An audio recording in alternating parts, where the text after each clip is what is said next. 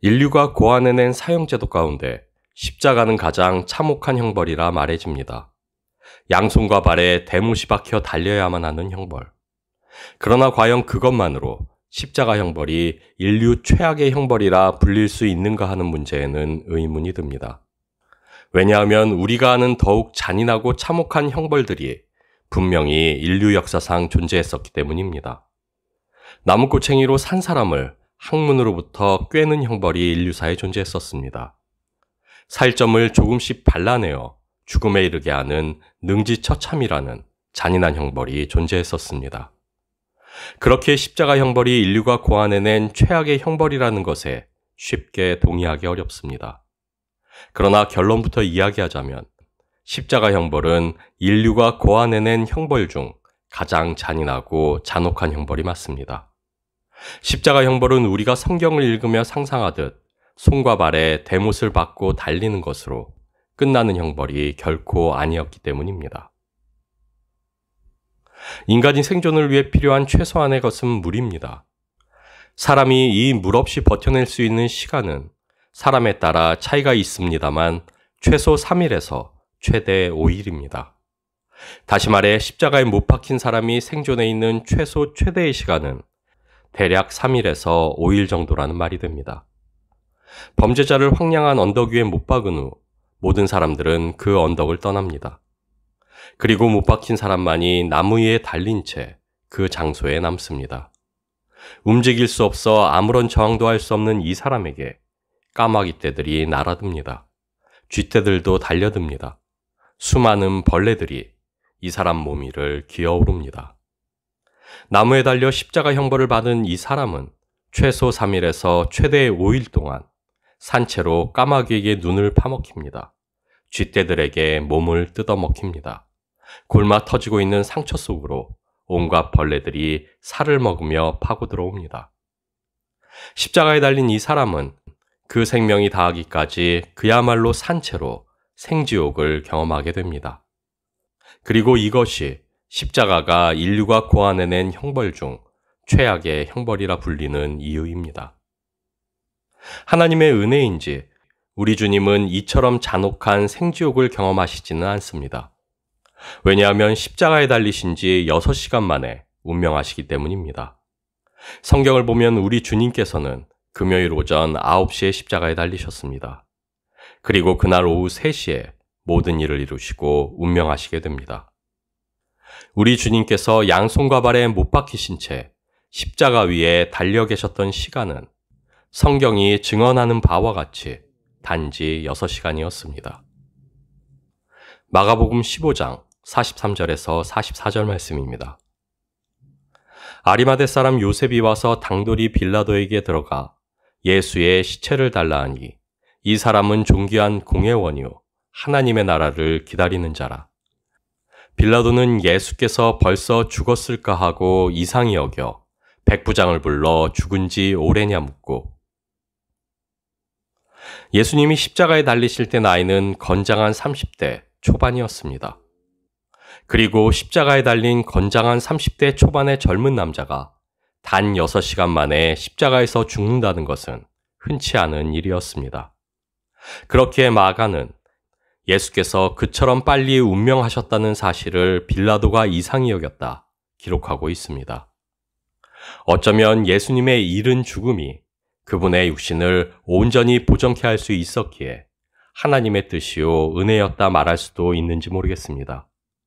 그러나 분명한 것은 십자가에 달리시기 전 예수님께서는 이미 그분의 모든 힘과 기력을 소진하셨다는 것입니다. 십자가 이전에 그와 비견되어질 수 있는 고통의 시간을 우리 주님께서 가지셨다는 것입니다. 십자가에 달리시기 전 예수님께서는 피가 튀고 살점이 찢기는 채찍질을 당하셔야만 했습니다. 대제사장의 집에서 공회로, 빌라도의 법정에서 헤롯 왕 앞으로, 그리고 다시 빌라도의 법정으로 이리저리 끌려다니시며 고초를 겪으셔야만 했습니다. 그리고 그 무엇보다 우리 주님은 겟세마네 동산에서 땀이 땅에 떨어지는 핏방울같이 될 만큼 괴로움에 몸부림치시며 기도하셔야만 했습니다. 마태복음 26장 36절에서 38절 말씀입니다.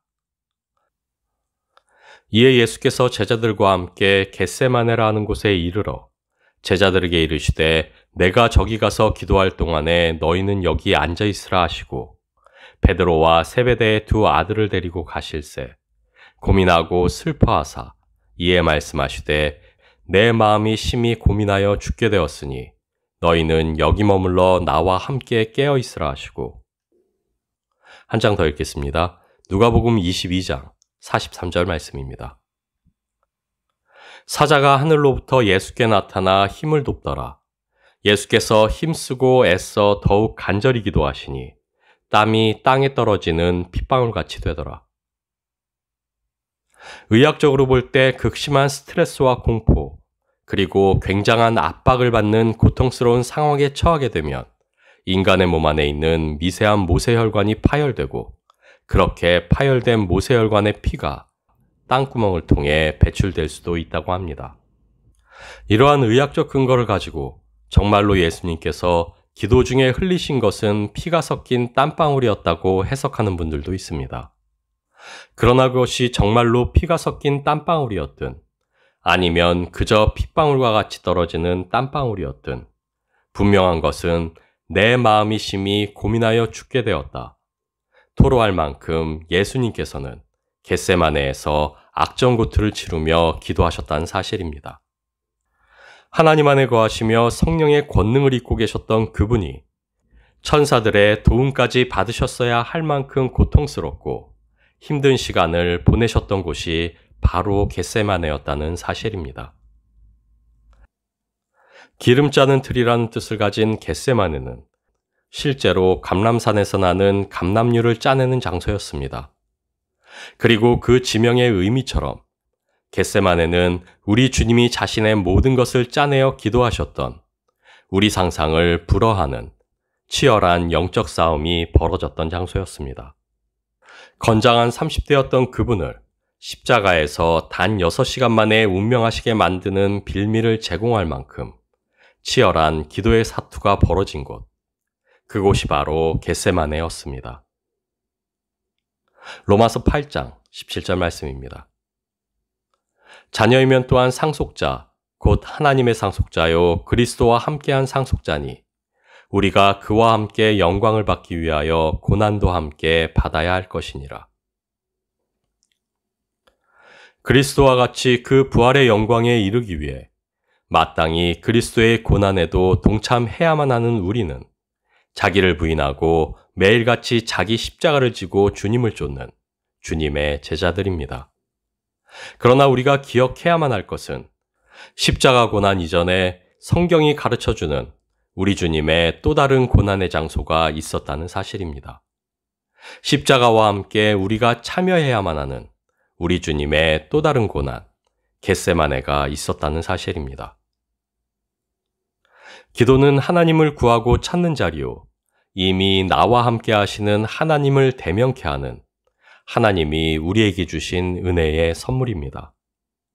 그러나 기도의 자리가 언제나 은혜요, 만족이기만 하지는 않습니다.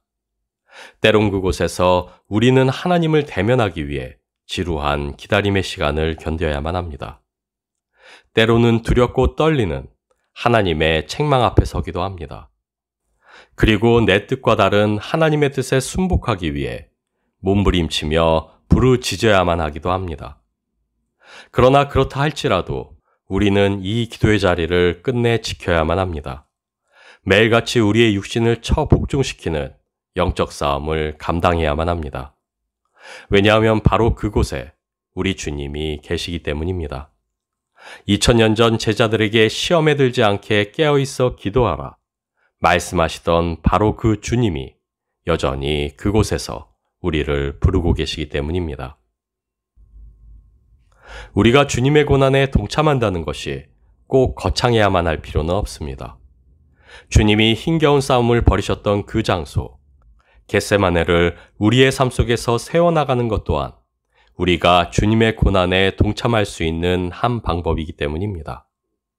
우리 주님의 고난은 이미 겟세마네에서부터 시작되었기 때문입니다. 주님의 고난에 참여하기 위해 겟세마네로 오십시오. 2000년 전 제자들을 향해 내가 한시 동안도 깨어있을 수 없더냐 한탄하셨던 우리 주님을 이제는 홀로 두지 마십시오. 오늘도 자신의 골방으로 나아가 우리를 위해 간구하고 계시는 우리 주님을 대면하시고 그 기도에 함께 하심으로 우리 주님의 그 고난에 기꺼이 동참하십시오.